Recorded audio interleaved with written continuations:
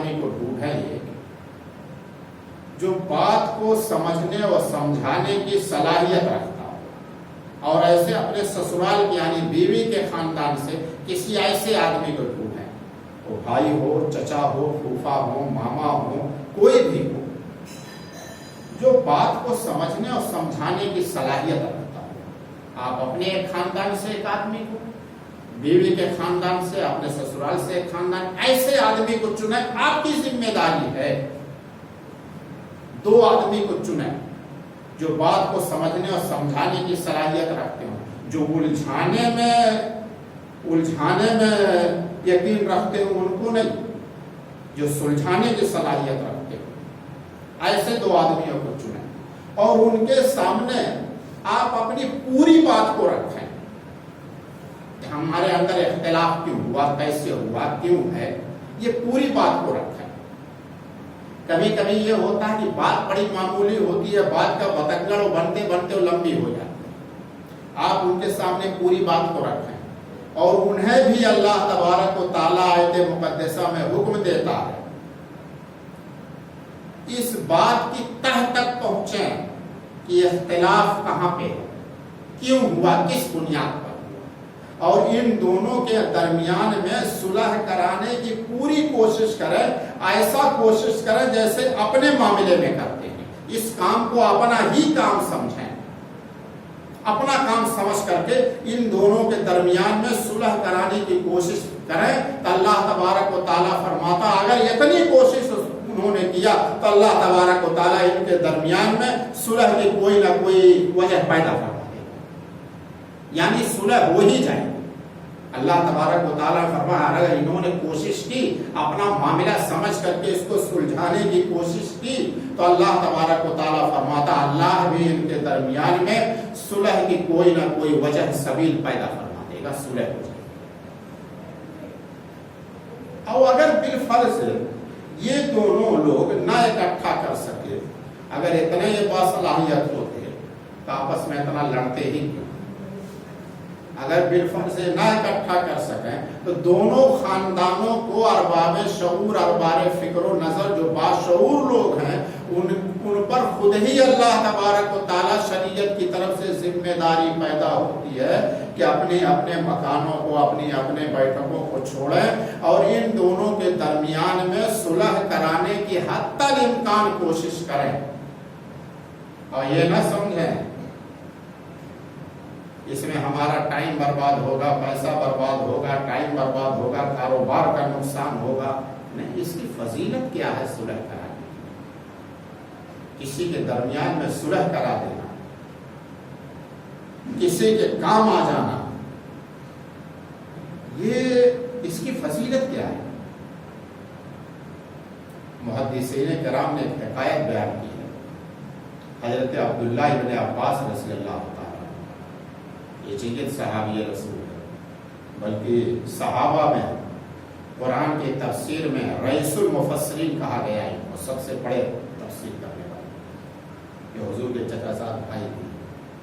حضور کے وصال کے بعد یہ مسجد نبوی میں اعتکاف کیے ہوئے تھے، ایک شخص آیا آپ کے پاس اور رونے لگا، کہا کہ مجھ پر فلاں آدمی کا قرض ہے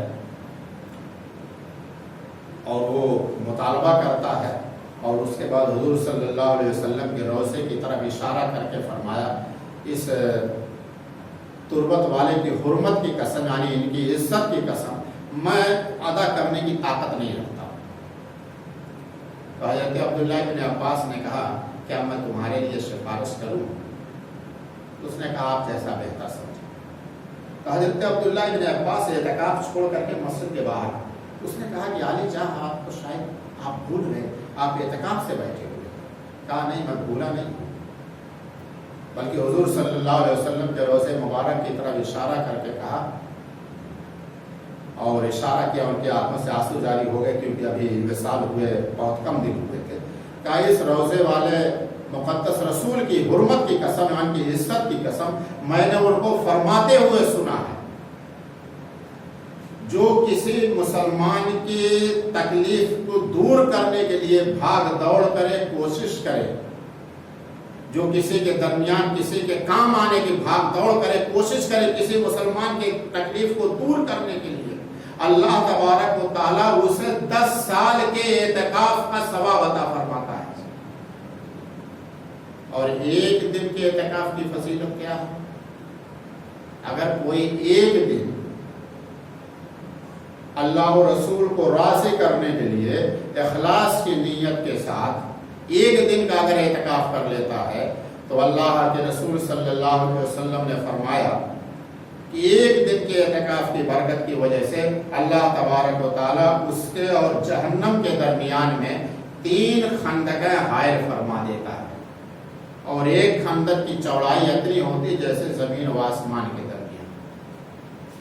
اور جو کسی کے کام آنے کے لیے، کسی کی مشکل کو حل کرنے کے لیے، کسی کی تکلیف کو دور کرنے کے لیے، کسی کو صلح کرانے، کسی 2 بندوں کے درمیان میں صلح کرانے کے لیے جو بھاگ دوڑ کوشش کرتا، صحیح کرتا ہے، اللہ تبارک و تعالیٰ اسے 10 سال کے اعتکاف کا ثواب عطا فرماتا ہے۔ آپ یہ نہ سمجھیں کہ ہمارے کاروبار کا نقصان ہوگا، پیسے کا نقصان ہوگا، ہمارا ٹائم خراب ہوگا۔ پہلے یہ دیکھیں کہ اللہ تبارک و تعالیٰ کے انعام کتنا ہے، آپ اس کی کوشش کریں کہ اپنا معاملہ سمجھ کر کے کریں۔ اللہ تبارک و تعالیٰ فرماتا ہے ان کے درمیان میں ہم صلح کی کوئی نہ کوئی سبیل پیدا فرماتے ہیں۔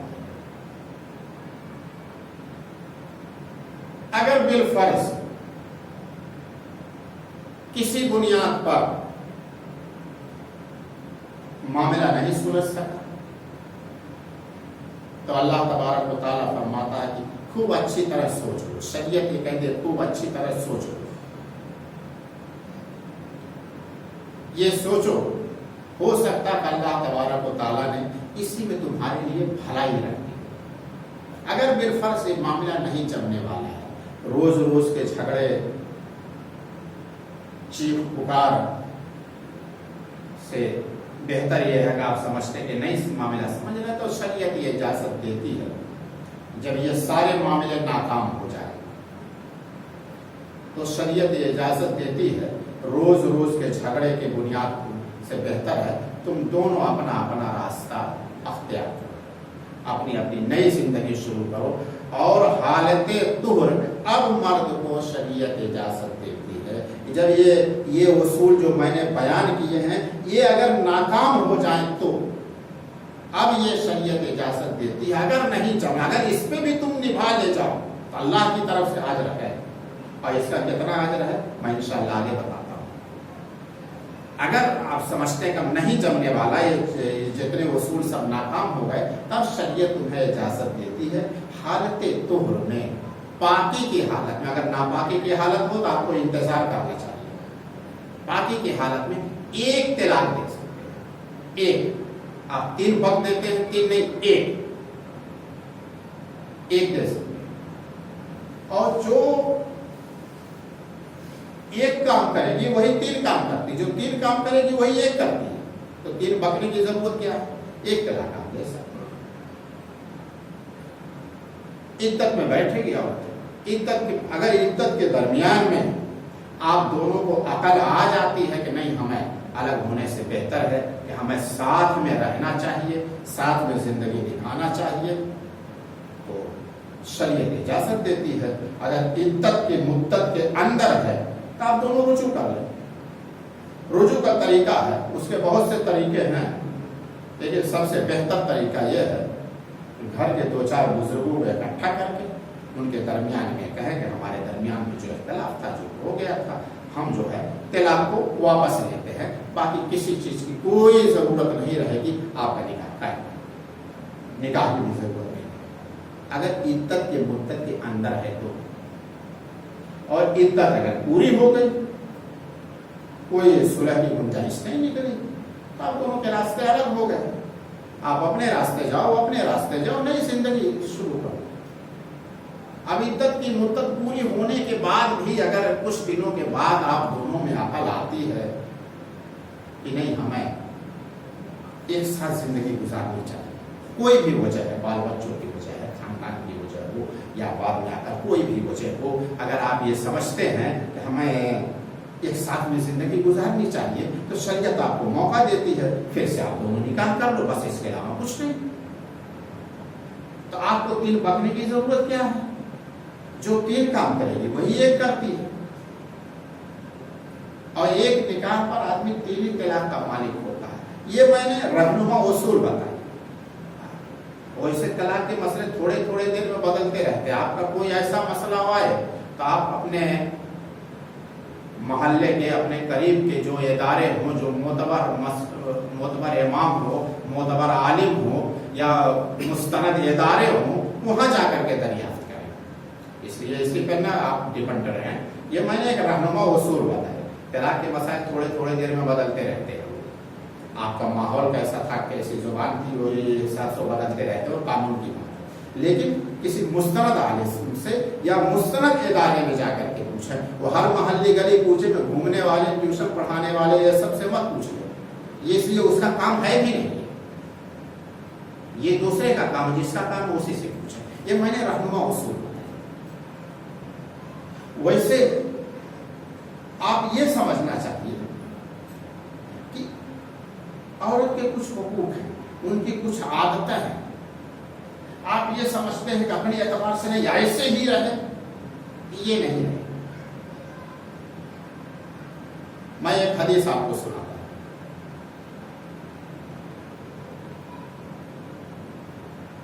اللہ کے رسول صلی اللہ علیہ وسلم نے فرمایا عورت ٹیڑھی پسلی سے پیدا کی گئی۔ وَإِنِ امْرَأَةٌ قَدْ إِنْ أَقَمْتَهَا كَسَرْتَهَا وَإِنِ اسْتَمْتَعْتَ بِهَا اسْتَمْتَعْتَ بِهَا فِيهَا عِوَجٌ۔ عورتیں ٹیڑھی پسلی سے پیدا کی گئی، ان میں تھوڑا سا ٹیڑھا پن رہے گا، اگر آپ ان کو سیدھا کرنے کی کوشش کرو گے تو توڑ دو گے، یعنی طلاق دو گے۔ تو وہ مزاج میں آپ کے اندر پسلیاں جو ہے سینے کی ٹیڑھی ہے، کبھی آپ گئے ڈاکٹر سے، اے ڈاکٹر صاحب کیا ہماری یہ پسلی ٹیڑھی ہے، اس کو سیدھی کرو، آپ اسی ٹیڑھی پسلی سے کام چلا رہے ہیں، تو عورت کے مزاج میں ہے، وہ تھوڑا سا ٹیڑھا پن رہے گا، آپ اس کو سیدھا کرنے کی کوشش نہ کریں، اسی سے فائدہ اٹھائیں۔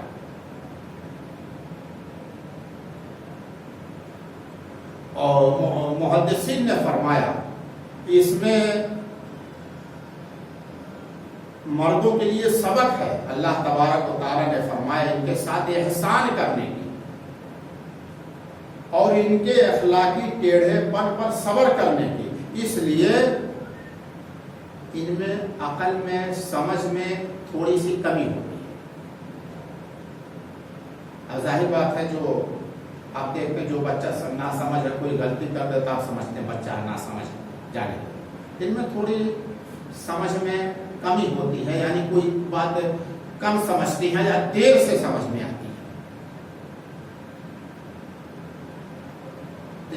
اس کو جو ہے آپ خیال رکھیں، اس میں تھوڑا اخلاقی ٹیڑھاپن ہوگا، آپ انہیں سیدھا کرنے کی کوشش نہ کریں۔ اور اللہ کے رسول صلی اللہ علیہ وسلم نے فرمایا،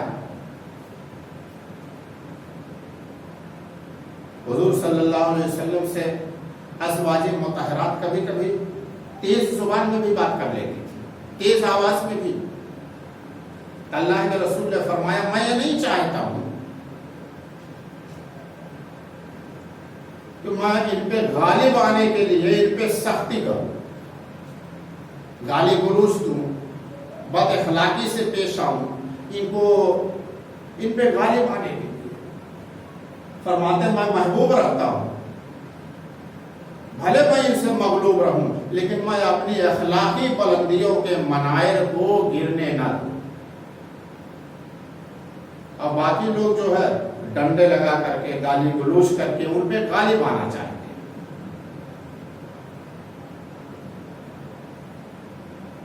اور ان کے حقوق میں ایک چیز ہے، ام المؤمنین عائشہ صدیقہ رضی اللہ تعالی عنہ فرماتی ہیں،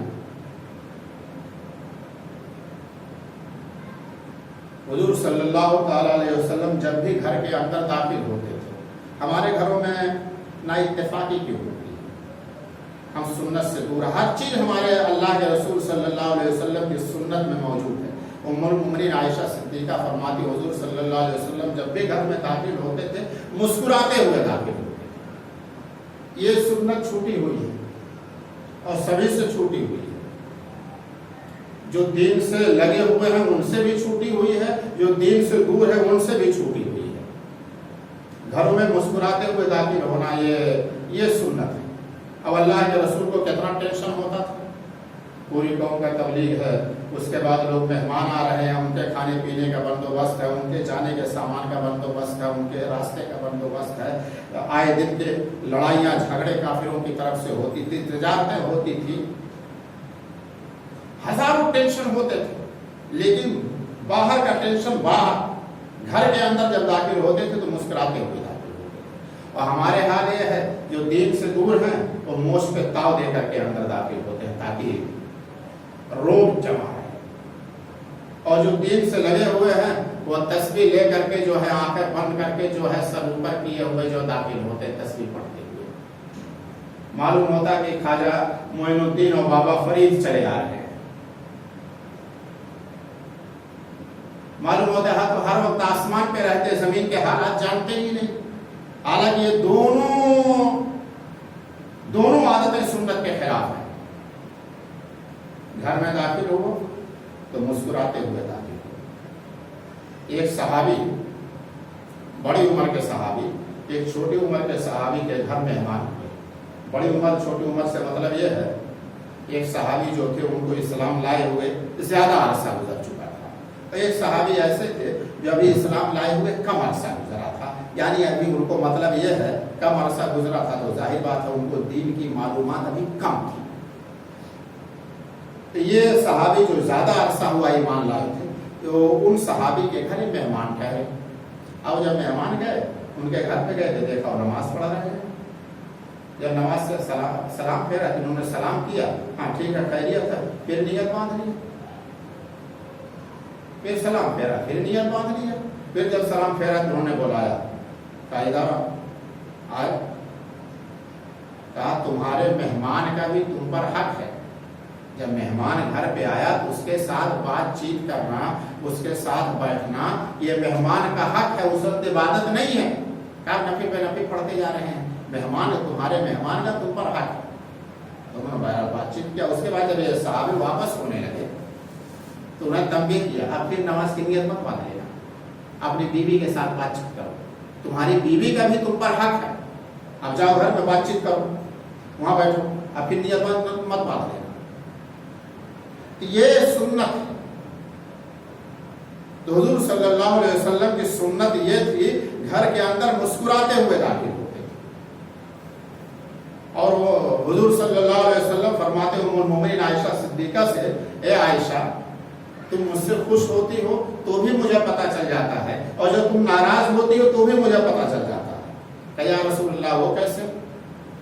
کہا جب تم خوش ہوتی ہو تو اگر کسی چیز پہ قسم کھانی ہو تو کہتی ہو وہ رب محمد کی قسم, اور جب مجھ سے ناراض ہوتی ہو تو کہتی ہو وہ رب ابراہیم کے رب کی قسم. کہا یا رسول اللہ میں صرف آپ ہی کا نام چھوڑتی ہوں, اللہ کا نام تو نہیں چھوڑتی. یعنی عورت کے حقوق میں, بیویوں کے حقوق میں یہ ہے ان کو ناز دکھانا ان کا حق ہے, ان کے ناز اٹھائے جائیں, ان کو ناز دکھانا ان کا حق ہے. اب کبھی منہ پھلا کر کے بیٹھ جائیں بیویاں تو ان کا حق ہے. اب آپ گھونسا مار کر کے ان کے منہ کو نہ پچکانے کی کوشش کریں, تھوڑا سا جیب سے خرچہ کریں, لا کے گلاب جامن لے کر کے آ جائیں اور چھپا کے لے کر کے آئیں, دھیرے سے منہ میں ڈال دیں تاکہ اگر کچھ سلوات بھی وہ سنائے تو میٹھی میٹھی نکلے. یہ ان کے حق میں ہے. اور اگر عورت کبھی مزاج میں, اب تو خاندانوں کا معاملہ ہوتا, ہر ایک کا مزاج تو ایک طرح کا نہیں ہوتا, مختلف مزاج ہوتے ہیں. اگر کبھی مزاج کی تیز بھی ہو, اگر اس سے آپ نباہ کر لے جائیں. میں ایک واقعہ سناتا ہوں. دہلی میں حضرت مظہر جان جانا رحمۃ اللہ علیہ, یہ اللہ کے ولی کامل ہیں اور بڑے نازک مزاج تھے. نازک مزاج یوں, اگر مسجد میں نماز کے لیے جا رہے ہیں راستے میں کوئی چارپائی ٹیڑھی پڑی گئی تو سر میں درد ہو جاتا تھا، چارپائی ٹیڑھی کیوں، ایسے کیوں نہیں بچھایا اس نے۔ بادشاہ آیا ایک بار آپ کی زیارت کے لیے، اس کو پیاس لگی تو آپ کے یہاں جو حجرے میں مٹکا رکھا ہوا تھا اس سے نکال کر کے پانی پیا اور پیالہ اس نے ٹیڑھا رکھ دیا۔ آپ تو بادشاہ کے احترام میں چپ رہے، خاموش رہے، کچھ بولے نہیں۔ اس کے بعد جب بادشاہ جانے لگا اس نے کہا حضرت میں یہ چاہتا ہوں آپ کو ایک خادم نظر کر دوں، آپ کے پاس ایک خادم بھیج دو جو آپ کی خدمت کیا کرے۔ تو آپ نے فرمایا ابھی تک تو خاموش تھا، اب بول دیتا ہوں، خادم ودیم نہ دو، جیسے تم ہو ویسے تمہارا خادم ہوگا۔ تم نے پیالہ پانی پی کر کے پیالہ ٹیڑھا رکھ دیا، مجھے دیکھ دیکھ کر کے سر میں درد ہو گیا، تمہارا خادم بھی ویسے رہے گا۔ اتنے نازک مزاج تھے۔ اللہ تبارک و تعالیٰ نے انہیں الہام فرمایا مظہر جانے جا تو بڑا نازک مزاج ہے۔ دہلی میں میری ایک بندی رہتی ہے، بڑی سخت مزاج ہے، زبان کی بڑی تیز ہے۔ اگر تو اس سے نکاح کر لے اور اس کے ساتھ زندگی گزار لے تو میں چاروں دانے عالم میں تیرا ڈنکا بجوا دیتا ہوں۔ حضرت مزار جانے جانا نے کیا کیا، نکاح فرما لیا۔ اب دن رات سلواتے سن رہے ہیں، یعنی جلی کٹی سن رہے ہیں۔ لیکن اللہ تبارک و تعالیٰ نے اس کا انعام کیا دیا، ان کے سلسلے میں علامہ شامی مرید ہے۔ علامہ شامی کو آپ لوگ نہیں سمجھیں گے، علماء سمجھ سکتے ہیں وہ کتنی بڑی شخصیت اور کتنے بڑے فقیر ہیں، انہی کے سلسلے میں مرید ہے۔ اور صاحب روح المعانی علامہ محمود آلوسی بھی انہی کے سلسلے میں مرید ہے۔ یہ بہت بڑے مفسر ہیں، یہ صرف علماء سمجھتے ہیں۔ اللہ تبارک و تعالیٰ نے یہ انعام دیا۔ حضرت ابو الحسن خرقانی رحمۃ اللہ علیہ ایک بڑے پائے کے ولی ہیں، اور ان کے تعلق سے حضرت جنید بغدادی رحمۃ اللہ علیہ نے 100 سال پہلے جو ہے جب ان کے آبائی وطن قصبے خرقان سے گزرے قریب سے تو زور زور سے سانس لینے لگے، تو مریدوں نے کہا حضرت کیا سن رہے ہیں؟ کہا اس قصبے سے ایک اللہ والے کی خوشبو آتی ہے۔ کہا حضور اللہ والا موجود ہے؟ موجود ہو چاہتے زیارت کریں؟ کہا نہیں ابھی موجود نہیں ہے۔ کہا کہاں ہے؟ کہا میری وفات کے بعد، ابھی تو میں زندہ ہوں، میری جب وفات ہو جائے گی اس کے 100 سال کے بعد پیدا ہوگا۔ یہ وہ اصل خرقانی رحمۃ اللہ ہے۔ ان کی اہلیہ صاحبہ مزاج کی بڑی سخت تھی، بڑی تیز مزاج تھی، زبان کی تیز بھی تھی۔ ان کو ہر وقت جلی کٹی سناتی